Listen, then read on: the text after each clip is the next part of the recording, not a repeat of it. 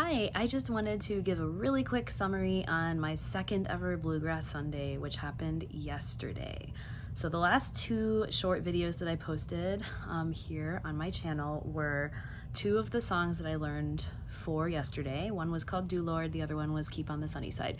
And those two songs I learned like full banjo parts to, where I actually played the melody on them. And then the rest of the songs, I decided I didn't have enough time to do all of them. There were like 7 songs in the set list, although 2 of them we did vocally, a cappella. But I just decided I didn't have time to do all of them as full banjo parts, so I would just do backup banjo chording on them, which I wanted to practice doing anyway. So that went really well. I did that on In the Sweet By and By and Great Is Thy Faithfulness, and that was a lot of fun. I felt good. And also on Do Lord and on Keep on the Sunny Side, after I played my banjo break, then I switched and did backup banjo on those. So I got a lot of practice on that, which was great. The 2 that I was doing melody for, I was the kickoff person, and so that always stresses me out a little bit because I'm like, oh, I have to set the tempo. What if it's too fast? What if it's too slow? I don't, like it's all riding on my shoulders. And so that always makes me a little bit more nervous. So we did 2 services yesterday at church. So in the first service, Do Lord was the first hymn. So I kicked that off at a clip and I flubbed it up a little bit, which, people were like, oh, I didn't even notice, but I noticed. And so I was nervous then about doing Keep on the Sunny Side because it was way more complicated. And I was like, I don't want to mess that one up too. So as a result, I started it way under tempo so that I would play it well.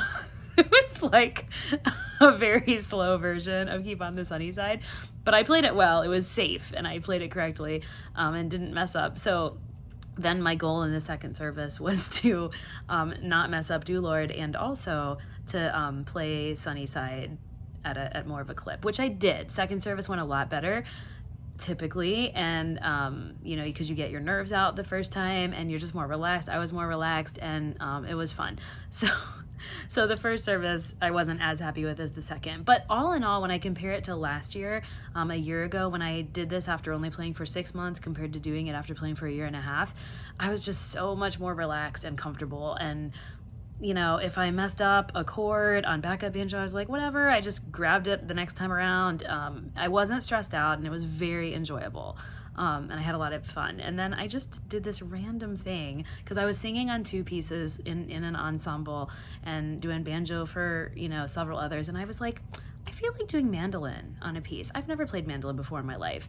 And so a friend helped me learn the chords to Softly and Tenderly on mandolin. I didn't even know that the mandolin is tuned like a violin, which that makes sense in my brain because violin, viola, cello tuning, I totally get. I was like, oh my gosh, it's tuned in fifths. It's just like a violin. It's double stringed. So like the calluses that I developed, my fingers are so sore because the mandolin just requires like a different kind of callus than banjo and cello.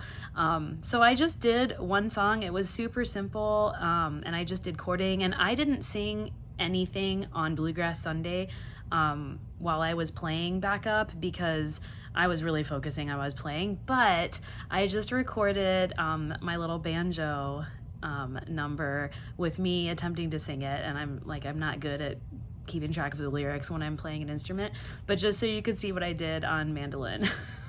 So I don't know that mandolin is going to be my next like big adventure instrument. But it was fun, and I've borrowed a mandolin from a friend, and so I can kind of keep practicing and stuff, learn some more chords. And I didn't master the tremolo technique on the mandolin at all, which is like really key if you're playing mandolin. So I didn't do any tremolo, and I want to kind of practice that so I sound more legit on the mandolin. But it was fun. So that was the big change this year. I did banjo, singing, and one song on the mandolin. So here it is. It's called Softly and Tenderly, and in this video you're about to see, I'm reading my chart for it, so I remembered what chords it was, and I like messed up a word at the end because my brain doesn't think about lyrics while I'm playing. So, but it gives you an idea. So that's where things stand.